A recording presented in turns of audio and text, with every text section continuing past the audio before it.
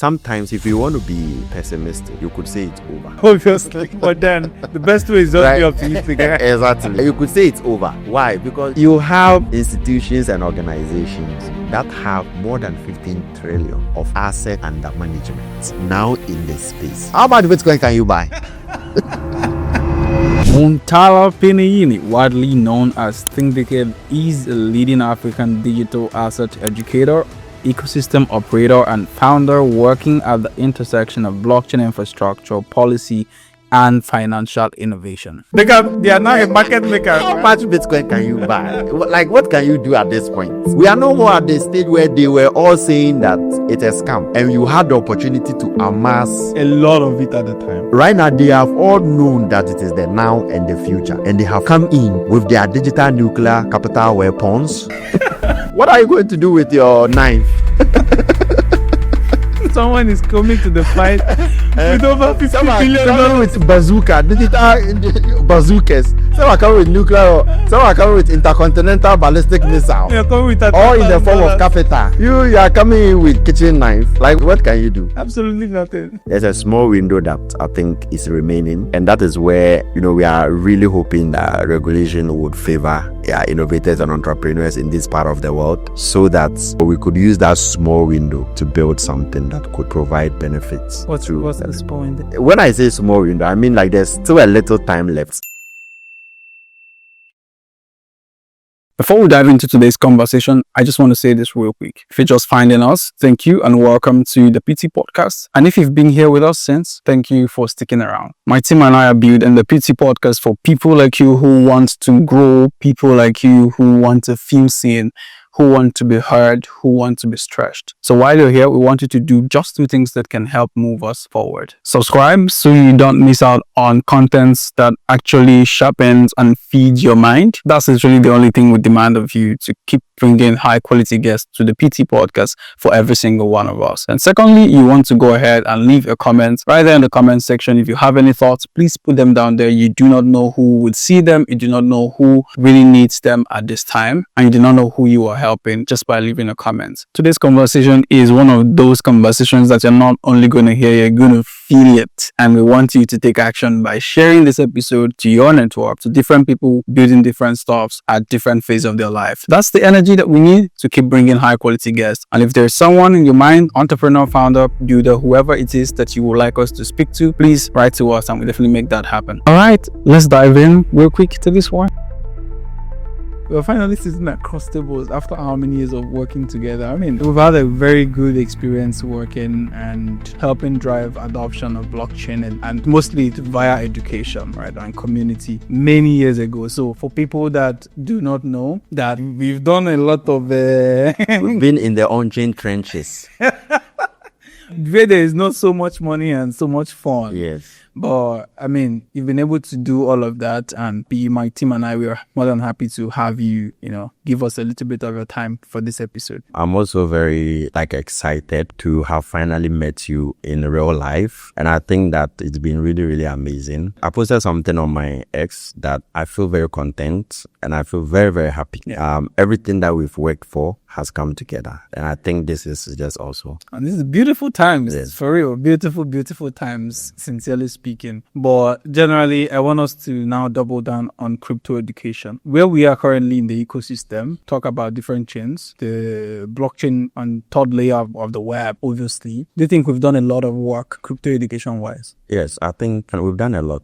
The short answer is yes. And the long answer is yes. How? Well, today we have a Nigerian stablecoin backed by the Nigerian government. We have crypto regulation in the making by the Ghanaian government. We have applications that people use by WhatsApp, right? We've reached a level where you can talk to somebody or you can tell somebody that I'm in the crypto space and they will not outrightly call you a scammer, right? They will not ask you how can they trade, right? And so I think we've come a very long way. And this was possible as a result of the massive education that has happened over, the last years. And so, yes, we've come really far. Don't you think we need to 10x whatever thing we've done, or maybe 20x it? We need to 100x it, or 8,000x it is possible. Like meme coins, right? We can probably 1,000x it. Sincerely, it's a real truth, because when I look at how people understand the whole blockchain Web3 technology, I don't even think I've totally understand I've been able to fully grasp the whole idea of what we're building on chain, right? But I just know that the continuity in education and constantly making improvements in maybe curriculum and different things. But right now, I think we want to go back to, further putting it into the Web2 educational system, the universities. We need to start doing a lot of blockchain related courses. Yes, I think that's where we are getting to. The whole concept of Web3 education is entering a new phase. There's been huge evolution and changes. I think to a very large extent, we've been able to do the general stuff, right? We've been able to hit the public. Beyond the public, I think that there are strategic places or important places that, we need to penetrate. That's the right way. Two such places are, number one, the scholarly ecosystem, right? And then the other aspect has to do with the corporate world. So you look at the scholarly world, you look at the corporate world. And so scholarly world, we are looking at the schools, right? The schools shape mind, right? Schools shape mind. And I think that as far as Africa is concerned, we have a very young population. A lot of things actually start in the universities. And so it makes sense that we look at that, that part. And then we also look at the corporate world. The corporate world is very important because, again, there are places that shape markets. We need crypto in the boardrooms. We need crypto as part of everyday conversations, in the business world or on the business news. And I think that some part of the Western world are doing very well. The US, for example, when you look at the Bloomberg and they are opening the stock market, usually they will open with S&P 500 is open at this. Yeah. This is open at this. And then you also see Bitcoin, right? It has become part of the whole, corporate world. I think we need something similar in Africa. And for our news channels, for business news, they should be able to start talking about how these assets are performing and all of that. Now, inside all of these things, what do you think are the main reasons why, let's start with the media sector. Why do you think the media sector are not giving full coverage to blockchain infrastructures and technology? No, I think with Africa, everything has to do with deliberation. You have to be very deliberate about things. Yeah. Right? We have to be very, very deliberate about things. And insofar as the conversation or the assets or the movement has not penetrated certain places, it will be very difficult to have it on media coverage. Now, for example, I'm using the corporate world, the fact that we need to make sure that crypto, penetrate the corporate world. Some of these media organizations are owned by corporations, right? Fair. If you are having conversations about digital assets in corporate rooms, chances are their affiliate media organizations will start pick it up, right? Yeah. They'll start talking about it, right? If digital assets is a key part of stakeholder engagement, corporate stakeholder engagement in conferences, in events, the media will pick it up. So a typical example is last month, the Bank of Ghana, together with, I think, others, they had a stakeholder engagement, a digital asset stakeholder engagement, to get certain signal from the general digital asset community. And we had media over there, right? The media came to cover the whole thing, radio stations, television stations. And so now, if you look at it from this angle, then it makes sense that once we are able to start having the conversation in corporate room, in the corporate world, automatically it makes it to the media. And the media, of course, is also used as an instrument for pushing agendas, right? Narratives. That way is just because we've started talking about it, I think we still double down on the products we're building, the library protocol, and how it's going to help drive the adoption of cryptography and the blockchain education that we're talking about. But still, let's sit a little bit on basic ways. Not basic ways actually, because this thing is not basic. Getting crypto into the boardroom it's nothing close to basic. Oh, yes. It's not, it's different by talking to a bunch of students in some schools now. You're talking to professionals who have literally the money you want to promise them, they have it already. So what are we going to offer these people that are sitting in these boardrooms right? Before they can start talking about blockchain technology.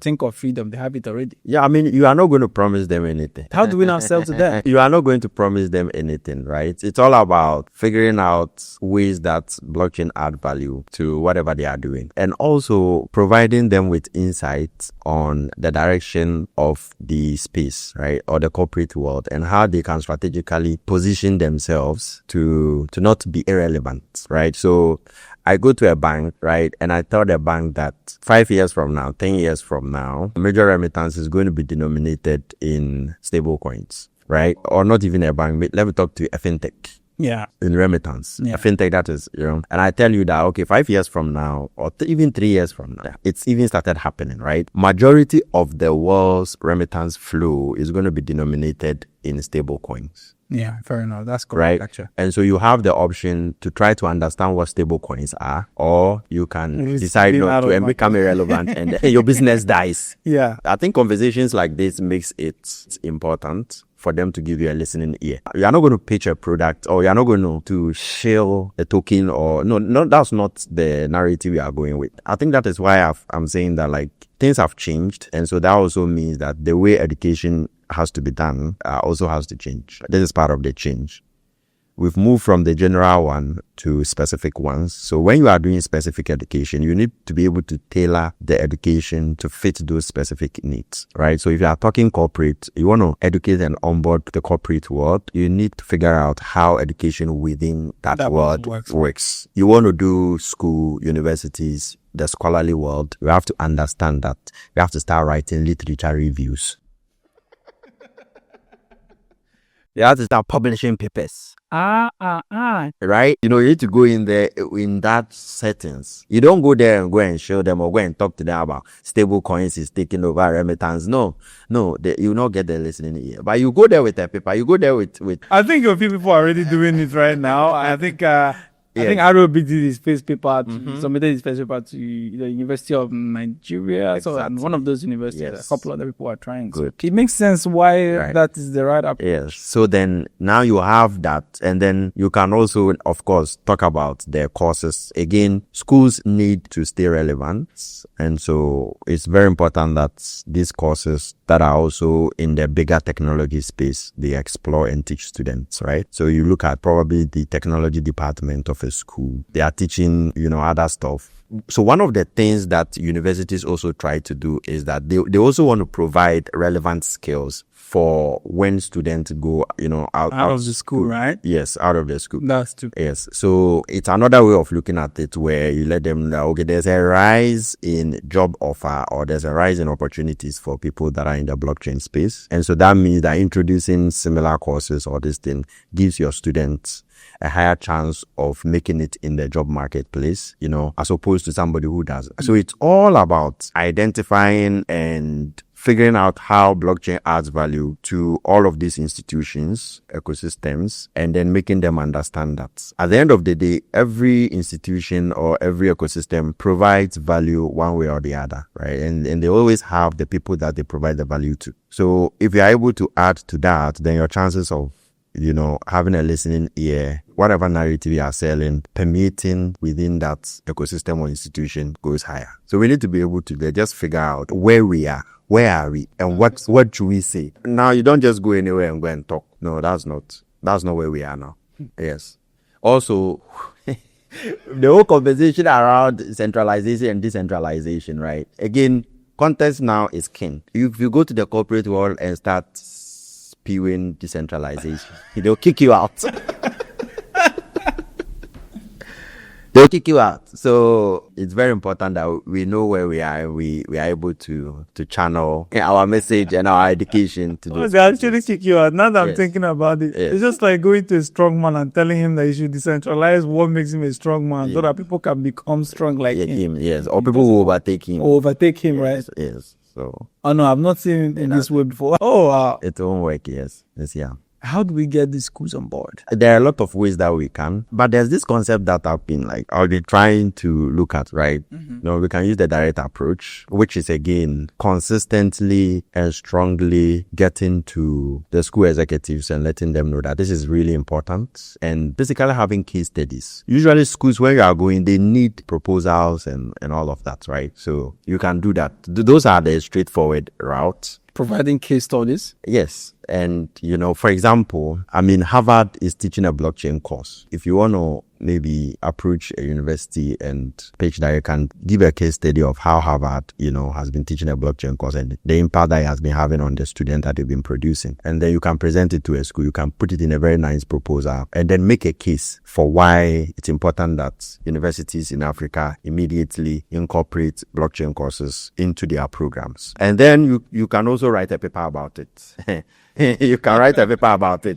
And I think it will make for a very good paper. Yeah, now that I'm thinking about it, it will really, really make for a very interesting paper. Getting a case study and looking at universities that are teaching blockchain courses and probably following up on how students that have taken those courses have come out and how they performed, right? Versus those who haven't. And then, you can now, you publish it and circulate it around, relevant universities or academic circles. The next one that I think is also very interesting is to introduce what I'm calling Trojan Applications. Okay, so you want to break down the Trojan, because it sounds like Trojan Applications. It's all about packaging, applications, edtech especially, edtech, right? Education applications, blah blah blah blah blah. Presenting it to the schools to adopt and use without them not even knowing that it's blockchain that is underneath it, right? And then as they use and enjoy it so much, they would naturally, progressively come to know that, wow, this application that we are using is built on the blockchain.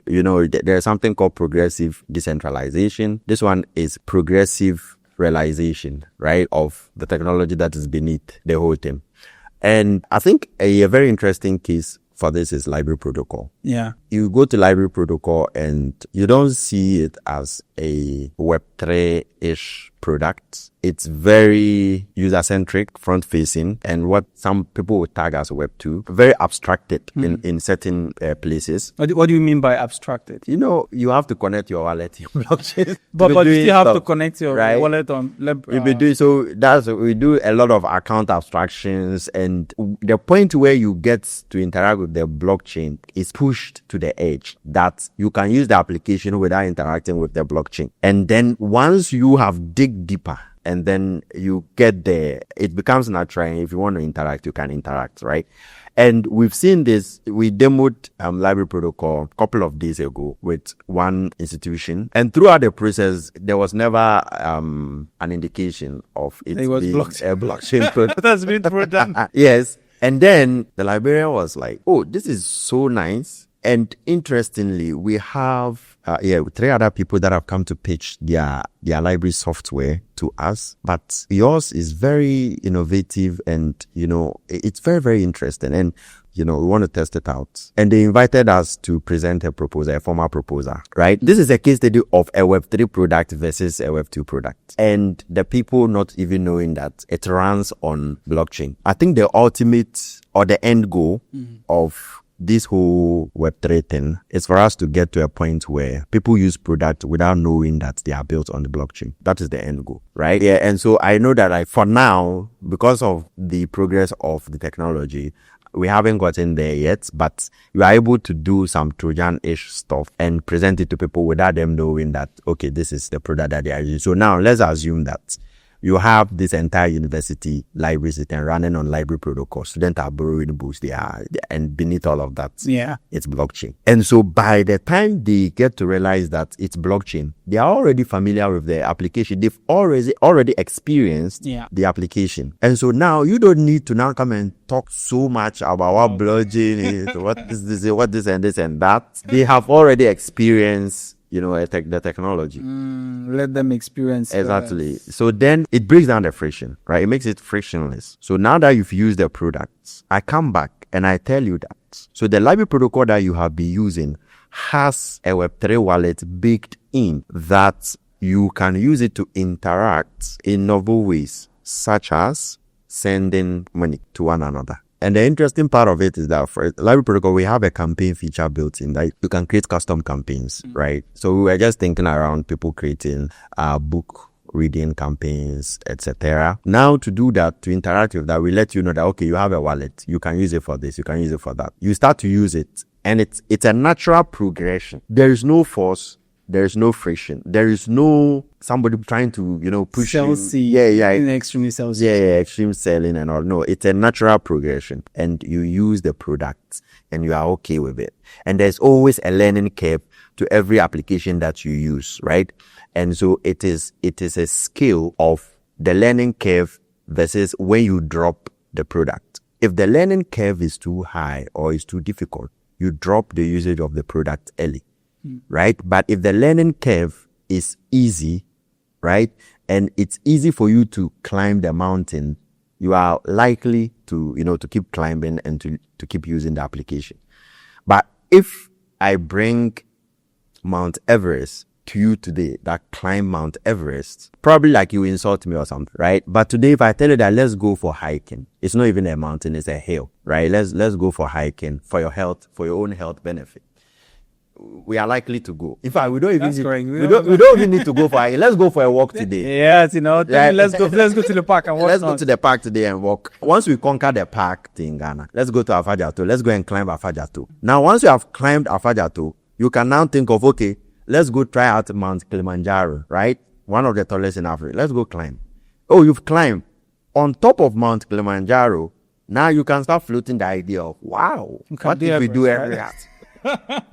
But then on a very serious note, Yes. during most of these previous conferences that just happened in Africa now, I was telling people that we need to double down on actual use cases, right? So I didn't even know about library protocol at the time. I know that a friend of mine who previously, we just met at the conference, they've done something like this before, but on a very small scale. Okay. But now, hearing that there is a little bit of integration or more use case of blockchain infusing in people's daily habit, right? Promoting intellectualism. I love to read. However, still use library protocol. I can pitch it to my parents because they like to read.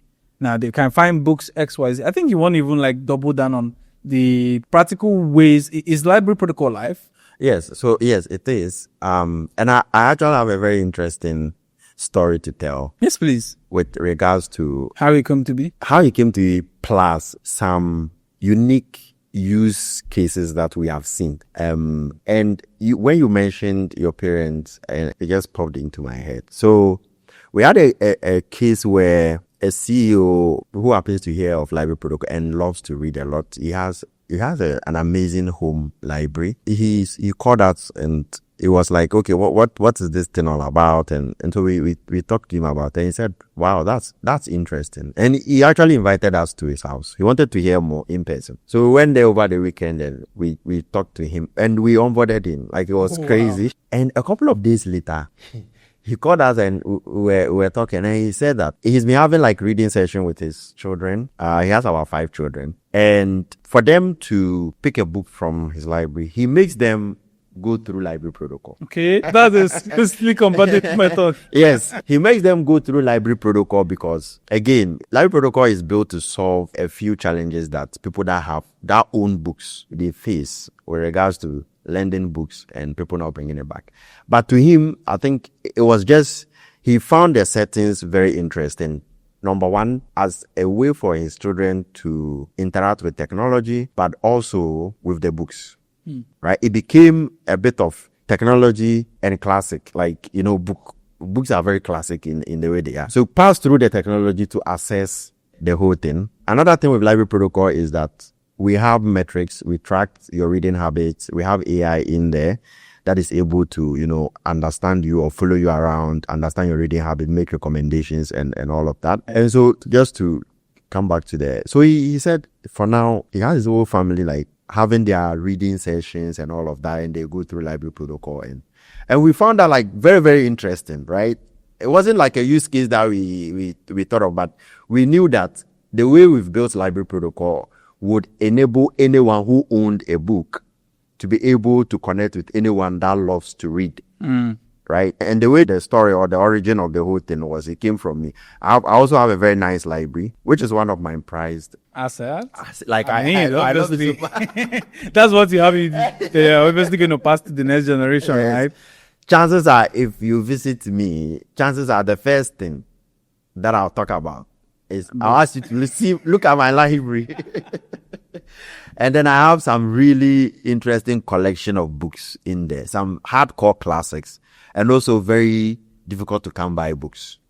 So, and where it is positioned to, when you enter, even if I don't say, you would see it. And what I realize is that almost 90% or 99% of people, when they come and they see, they are like, wow. And I also think that it's sudden for them, right? Like, how many homes will you go and you just enter in a whole, books are staring at you. Yeah, so I just realized that a lot of them will do that. And then once that happens, they are like, oh, wow. Oh, we have a lot of books. Oh, these are nice books. Do you have story books? Do you have, people start to interact in that direction. And usually what happens is that some of them, they end up picking the book or wanting to pick the book to go and read and return it. Yeah. So what happened is that I would have situations like that. People come and pick the book and they will go and enjoy it and they will not want to bring it back. There was a situation that I had to chase my own brother to where he stayed, another city, to get my book, because that was a book that I was not willing to let go. So there was a period where I stepped back with Web3 stuff. Yeah. I was just mostly in the house and a friend visited me. He's a developer. And then he just visited and he was looking at the library and he wanted to pick a book. And I said, no, I'll not let him pick a book. And he was like, why would I not let him pick a book? And I said, this is the challenge that I've been going through. And I know you are one of the people. That's where you pick the book. I'm sure you'll not bring it back. And he was like, oh, come on. And I was, but even you are a tech person, right? And I think there could be a way for us to solve this. If we tokenize these books, I can be able to track you very well. And probably I can let you stick Ethereum before you borrow my book. That's correct. Driving yes, for the most part. Yes, and then he's like, oh, okay. But then he wasn't that Web3-ish. And so the conversation of Web3 development just came in. And today he's one of the hardcore Web3 developers that I know. And he's the co-founder of Library Protocol. It's so amazing how ideas don't come fully formed. Yes. It's just a matter of time. By next year, Library Protocol will not be what it is currently this year. Yeah, well, it depends. For now, we have bigger fishes to fry. But then it still solves a unique problem, though. Oh, yes. It still solves. Yeah, one of the things that I'm really excited about is that we are putting in our open source in it. It's going to be open source. It's going to be out there. And anyone that wants to use it can use it. But anyone that wants to build on top of it or contribute code to it can do that. This is very, very amazing. Yes. It's very amazing. I think I want you to take us back to policy and regulations here in Ghana when it comes to doing a lot of these educational programs, right? Mm-hmm. Most of us have been doing events, different places, different locations, but we want to still be very, very, very much aware that before you can take certain actions in some countries, in some states, you need to go by the law. Some things are pretty illegal, even when done right. So I think you want to take us through some policies that you've seen change so far within Ghana, per se, or some other African countries related to this area that has helped drive the level of crypto education, blockchain education for what it's worth. Yeah, so let me just start by prefacing this that I'm not a regulator in Ghana. Yeah. And I'm not speaking for the regulators. Exactly. This is my personal opinion. And then don't make investments based on my regulatory insight. This is purely for educational purposes, yes. No financial advice, no tax advice. Exactly. So I think Ghana is a very interesting country. Yes, please. I agree. Very reserved in some ways. Sometimes we don't like the way sometimes Ghana can be reserved in certain ways. But the good thing is that the inevitability of digital asset, Web3, crypto, has hit the regulators in ways that they have come to realize that they can't ignore it anymore. Yeah. We have to do something about it. We have to do something about it. And so that is where we are now. And fortunately, there has been a drive to push an official regulation through Parliament. I heard rumors on the street. Fingers crossed it comes to life. Is that, yes, it's gone to Parliament or it's going to Parliament. And that would provide a lot of clarity to people that want to participate in the space. So that's the first thing. And so I think in a couple of, probably this month, next month, we should get feedback with that. Wow. Yes. That fast? Not that, they've been working on it, right? So I think this is materializing. Yeah, it's materializing as at this time. But also it signals how, fast they are trying to push it. Yeah. Yeah. The other part is that the Bank of Ghana has come up with what they call the sandbox experiment license or something like that, which enables players that want to build certain applications, but also want to go the regulatory route, the compliance route, to be able to engage Bank of Ghana and potentially secure this license and then be in this sandbox to be able to pilot their crypto product. I'll seek. Yes. So I think that's a step forward, or it's a bit better than the vagueness, right? It used to be that they will just come and publish that crypto is not regulated, crypto is this, crypto is not legal. Yeah. So now we are not getting too much of the crypto is not legal, crypto is not. We are getting, you have this crypto thing you want to build? Okay, no problem. Come to us. We have this sandbox license framework. Let's look at what you are building. We could potentially let you experiment it and see how the outcomes are in a controlled environment, right? Just to also make sure that they are protecting the public. So that's where we've got into with like regulation in Ghana. I think it's big too, because even in Nigeria, previous events that was held, I think Nathaniel Luz did something with African Stablecoin Summit, where Dr. Emomotimi Agama, the SEC Director General, was present, right? He was a keynote speaker, point of fact. And I think one of the things he mentioned there was that it's illegal for people to come into Nigeria to build crypto products without going through the route of XCC to ensure compliance, and that they're following the regulations to build in this space, because you want to obviously be sick. I mean, can't even call their names though, because they took out a lot of people's life savings. These things are bad stuff. So sometimes when we talk about regulations and compliance, it's not entirely because we don't want, let me not say we, so I don't look like a regulator. When the government... Exactly. So, I was looking at you. Are we speaking French? Or is he a regulator now? Yeah, seriously. When the government talks about regulation, I like to think of these things in two parts, right? First, as a producer, and then as a consumer, right? This is the approach I like to go about it, which I think you're free to pitch in your own way you see government trying to make policies that can safeguard the environment that we play in. It helps us because we are not all sane, right? Yes. Someone can just wake up and say, you guys have $1 million in your treasury. I need to create a product. The same creating a product. You created your own. He needs to create a product to thank your own. That's what God forbid, right? But that's what people are literally doing, and it's been happening. If you check hack.com, I think on DeFi Llama, you see how many billion goes into hacking, phishing attacks, and all those ones. So, but then seeing this level of progress that is literally happening now, for me personally, signals the level of penetration that we've been able to do in a very short period of time. Maybe not so short, less than a decade though. Yeah. Right. Yeah. So I think, furthermore, what are you particularly expecting to come out of this, and how can we, play tiny roles to make it happen? Maybe not so fast, but Well, I think that when there's a call for engagement, we should avail ourselves.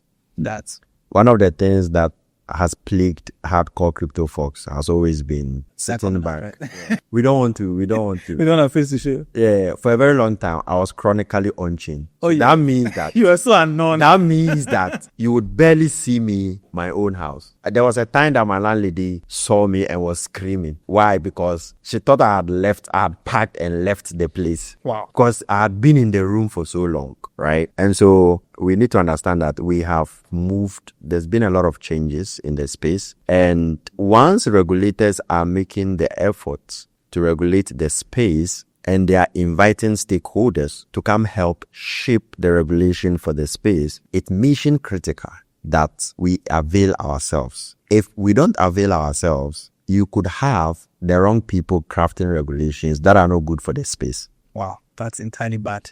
Yes. I think for me, that is the most important thing. It's very, very important that we have the right people helping the regulators shape the right policy, that would foster innovation, but also protect users. And so if I were to share like one thing that would help us in progressing, in helping with regulation, this is what it will be. At the era of hide, remaining in your room is no more, is gone. Now, this is entirely true though. Yes. This is actually true, because if they are calling you and you're not coming, you're going to have the wrong people. Yes, there's a saying that if you don't know where you are going, I mean, you get to somewhere.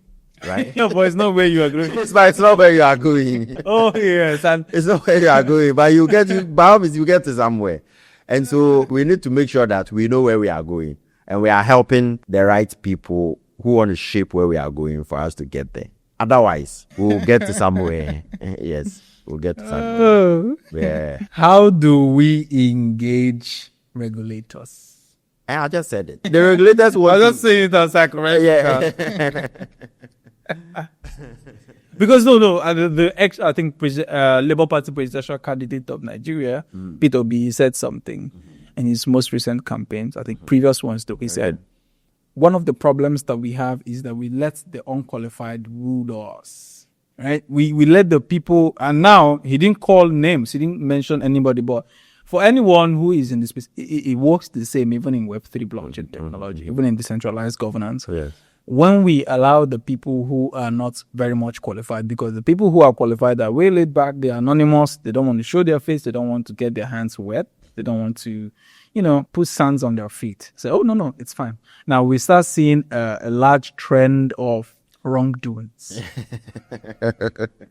No, and that is it. It still goes back to what I said, but it's a vacuum, right? That needs to be filled. So it's either filled by the right people or it will be filled. And so again, it's very important that the right people, the Web3 people, avail themselves and help the regulators, right? And I think that is why for the last stakeholder engagement, I was excited to be there.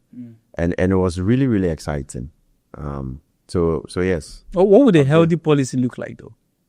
Have you wondered that? I've said it. A healthy policy, right, would foster innovation, help us master the technology whilst protecting the consumers. A healthy policy needs to make sure that we don't become slaves to the conquerors of the technology. That is the problem that we have in Web 2. A lot of places, people are and countries are slaves to the conquerors of the technology. So you have multinational corporations and they are controlling everything.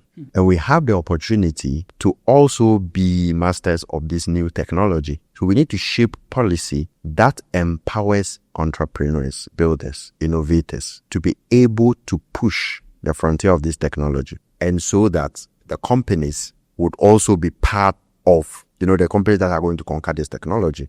And they are going to be your people, because that is the direction that we are going. Even the Web2 incumbents are now rushing to create chains. They are now rushing to issue stablecoins. So everybody is rushing to conquer the technology, right? So if your policy holds your people down, you have forever set your people back. So a successful policy should help with innovation. It should fast track innovation, help protect consumers, and help us become masters of the technology and not slaves to the people that would conquer the technology. Don't you think that Web3 is a little bit of like carrying the Web2 over to the third? Oh yeah, there's a lot in that. Maybe because what we're talking about this. There's a lot in that. It has to do with humans. The Fortune 500s are literally the same guys. Yes, it has to do with humans too, but also it has to also do with capital, right? I was having a conversation with a friend of mine, and I was so laid back in the sense that I was telling him, like, there's been so much evolution in the crypto space, right? And I was telling him that, we've gotten to a level where sometimes if you want to be pessimistic, you could say it's over. Obviously, but then the best way is not be optimistic. Exactly, right? You could say it's over. Why? Because you have a lot of pessimism problems. Yeah, you have institutions and organizations that have more than 15 trillion of asset under management now in this space. How much Bitcoin can you buy? They are now a market maker. How much Bitcoin can you buy? Like, what can you do at this point? We are no more at the stage where they were all saying that it's a scam, and you had the opportunity to amass a lot of it at the time. right now they have all known that it is the future, it is the now and the future. And they've come in with their digital nuclear capital weapons. What are you going to do with your knife?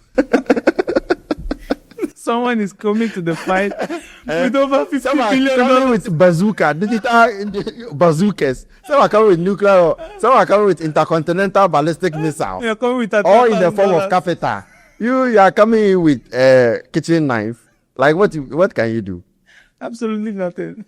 So that is the space. But like there's a small window, right? There's a small window that I think is remaining. And that is where, we are really hoping that regulation would favor innovators and entrepreneurs in this part of the world, so that we could use that small window to build something that could, that could provide benefits. What's the small window? When I say small window, I mean like there's still a little time left. Okay. To do something.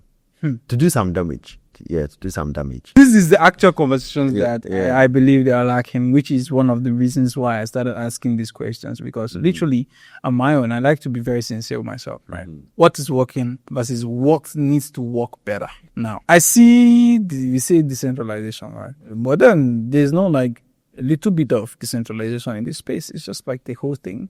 The cabal that runs the countries, actually, they're the ones run the org. The people that no name calling at this time, the people that have their money in literally all different sectors of the world, they are still the ones that have their money in this sector. And sometimes I can't help but wonder, how can we fix this a little bit? But thank God you mentioned there is a small window for us to do a thing or two. Yeah. Right? I think we just need to leverage that. Very, very important. Yes. Thank you for sharing that. Yes, I mean, that's it. And we are hoping regulation can back us.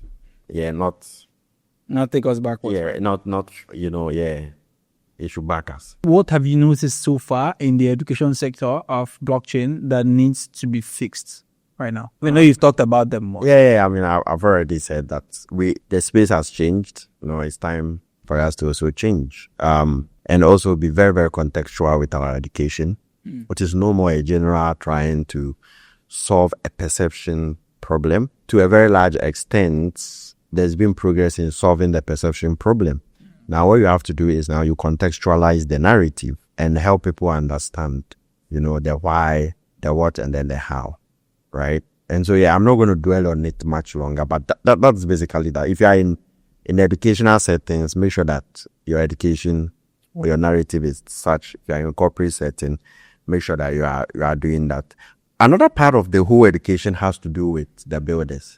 I was going to get into how we can tap into the grass. Yes. Okay. So I think that whilst the general education has persisted and has been championed by a lot of people, there hasn't been like the builder education being championed like the general education. We currently have people that have recognized this problem and are doing so much pushing in that regard. So when you talk about the builder education, you're basically talking about the founders, right? Yes, the founders. And so that is why you would realize that products are lagging. There's a lagging effect here. So you would come to an event and you would generally meet a lot of audience, but the ratio of founders or people with product is less. Sometimes less than 10%. Sometimes less than 10%. And so it is as a result, you can see it as a consequence of where effort has gone into in terms of education. There more.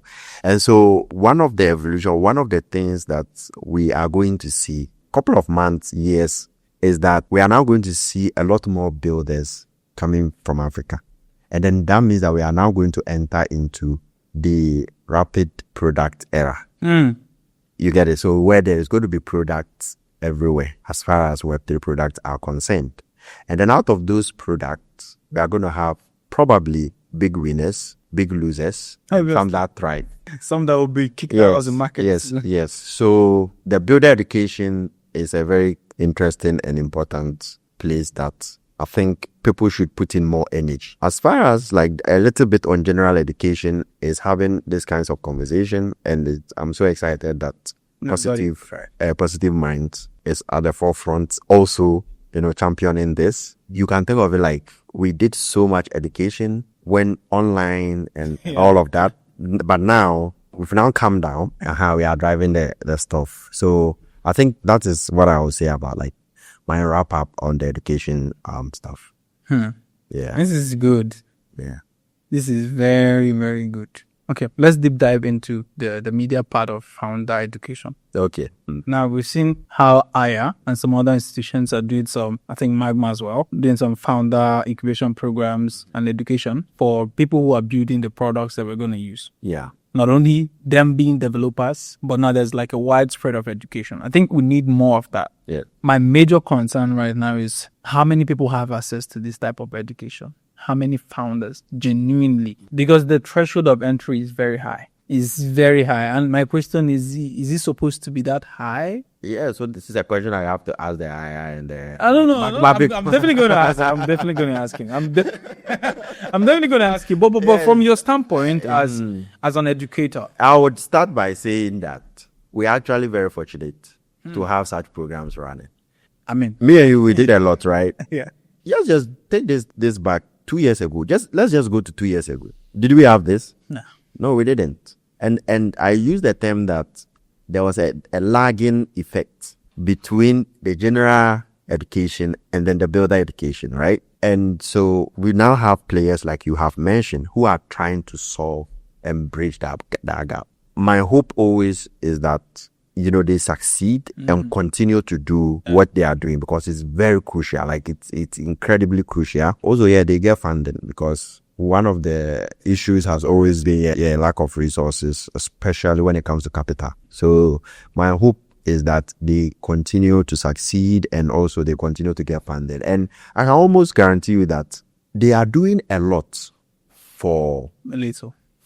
Thank you. Yeah. For a little. That's correct. And I can almost guarantee that if these people get more funding, we're going to do more. They are going to do more. And the number of people that they are going to take is going to be more. I mean, you have to talk to them and all of that. But you could clearly see how they are doing their best, getting as many people in as possible.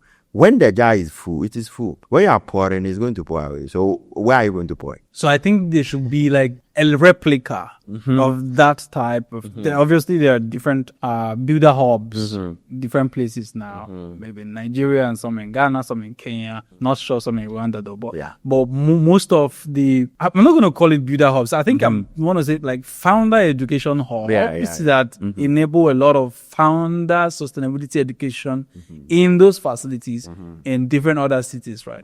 That's a great point. That's like an incredible point. We need more of that, right? We really need more of that. And I think that model of really, I don't want to use the word grooming, but really being in touch. Yes, being in touch with the founders. Oh, yes, being in touch. Pushing them to their limits, guiding them through all the necessary stuff, helping them build the right mental frameworks is incredibly important over here. And there is a clear case that hackathons haven't been the right model for us, right? So we need to channel a lot more resources into these types of education. When you come to Ghana, I think there are just few, like only 2 or something. You mentioned Aya. There is also HackerBoost by DeFi Africa that also have this hub that they have people from the northern part of Ghana.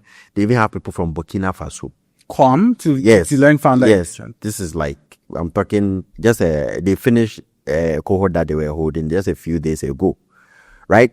And Burkina Faso, Ghana shares border with Burkina Faso. Yes. And their hub is in the northern region, so it's now serving the both countries. Thank you.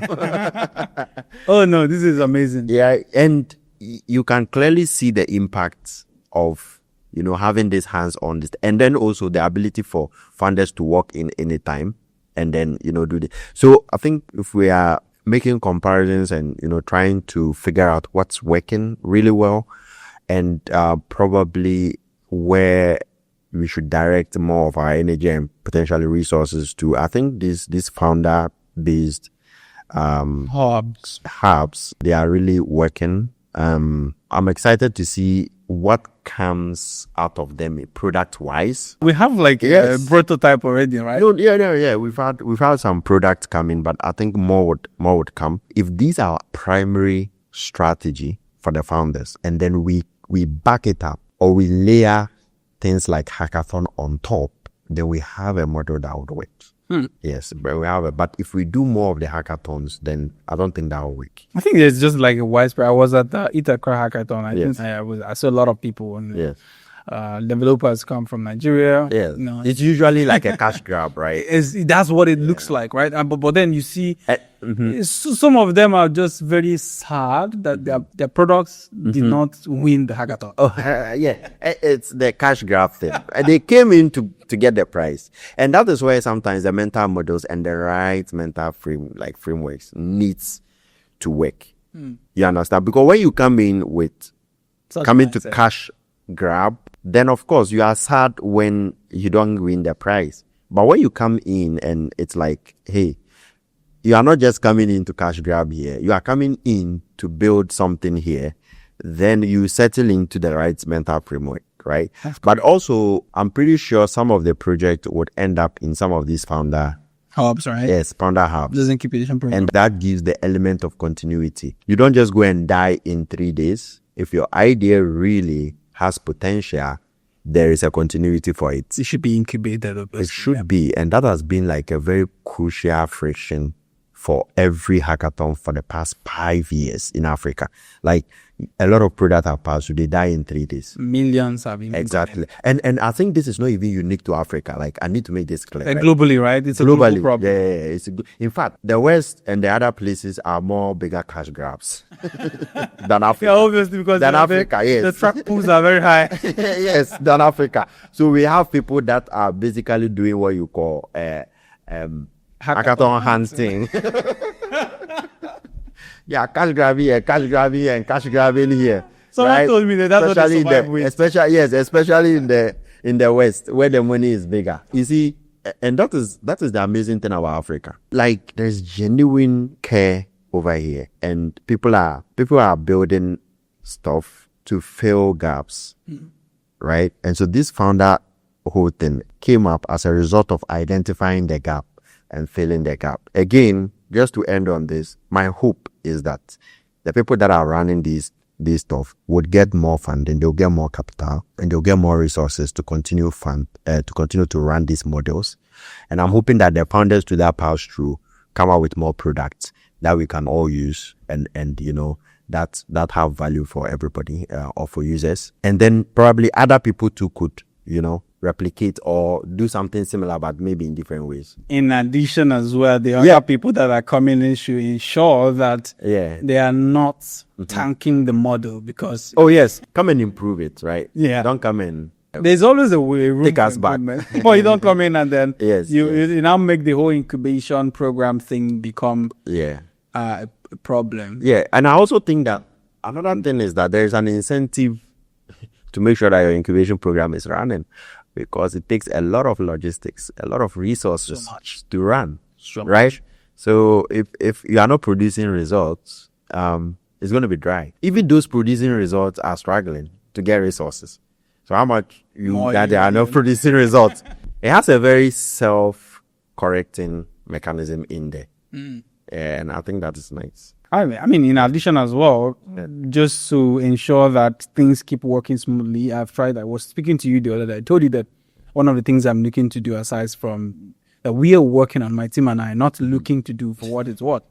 Cooking. We are cooking it already. Let him cook. Is that we want to make sure that there is consistent monthly recurring revenue coming in. We can be a public good and at the same time revenue generation products. Yes. You can easily create a product inside we are an ecosystem of public goods. We're not here for funds. But then within us, we have revenue generation mechanisms that are helping fund the public goods. That way, we're not entirely looking at different organizations. That is the powerful thing about Web3, is that Web3 was able to finally help us to potentially solve the public good dilemma. Yes. Right? That's a huge problem with generating sustainable funding or revenue to sustain public goods projects. With Web3, we have unique ways or novel ways to program value and also capture value. And it's been working for what it's worth. For the yes, it's been working. I mean, there's been successful experiments and all of that. So it helps us produce more, create more value, and let people enjoy those values, the masses enjoy those values, whilst also finding ways to sustain the creation of those values. No, that's entirely. So I can't wait to see what y'all are cooking. Oh, no. You're going to see it. Just sit back, relax, right? Everyone is going to see. Our focus is on creators, right? Okay. Just not to shed so much light on this, but it's just a way to make sure that the both sides, not the normal thing that people are doing. Actually, people are doing it, right? But we're working on to see that now it brings money to both us and to the people who are already doing it. All this model interconnected, right? We have to collaboratively make it work for us. At the same time, we're able to do the public goods, which includes personal development, which is one of the things that I want to be seeing in most of the people building in blockchain. It's very important. Bad characters here and there. People need to take care of themselves and their mental health. Sincerely speaking, we want to talk about the humanity layer, but we don't have time for this, right? Infusing that humanity. Before we write code, we are human beings. We eat, we take a shit, we shower, we brush, right? But then when you come online, you're just like you are one of those. You are the code. You wrote. You are not the code, bro. You are not the code. Code is the law. The code is the law. ThinkDecade. But sincerely speaking, the code is the law, but not the human. No, it's not the human, right? Yeah. But then we want to make sure that these people, part of what I'm looking forward to particularly, all these accelerator programs, these incubation programs as well, is to ensure that people realize that they are human beings and there are some character traits that you need to cultivate. That is why we have lots of unicorn in the Web2 space. The finance sector, the creator economy, in different other industries in the Web2 space, because there is a certain level of mindset, there's a certain level of becoming something that you need to be. You lose a lot of yourself to become some things. But in Web3, it's not entirely tapped into. I think I have a very big role to play, even as a personal development coach, to ensure that people who are building this tech, you should know that, you've been hearing build for the long term, but it's okay to jump ship, right? Yes. It's okay to tell yourself the truth that, from what I'm seeing, it may not work. And it's still okay to have grit and follow through, even if it may not work for the next 10 years. Yeah. And one of these days, the universe might, bend the rules a little bit for you, and you can catch some break like Elon did, right? Yeah. So all these things integrated into incubation programs. It literally touches on the right mental models that are out. You mentioned, yes. Yeah. It's literally okay not to have diamond hands. For real? Right? It's literally okay. People have sat in crypto wealth and see themselves and their family and their loved ones suffer, all because they subscribe to the narrative of diamond hands, so that they can come and post on X that they also have diamond hands. Meanwhile, your family is suffering. Meanwhile, you are suffering. You can't sell your Bitcoin to take care of yourself and your family.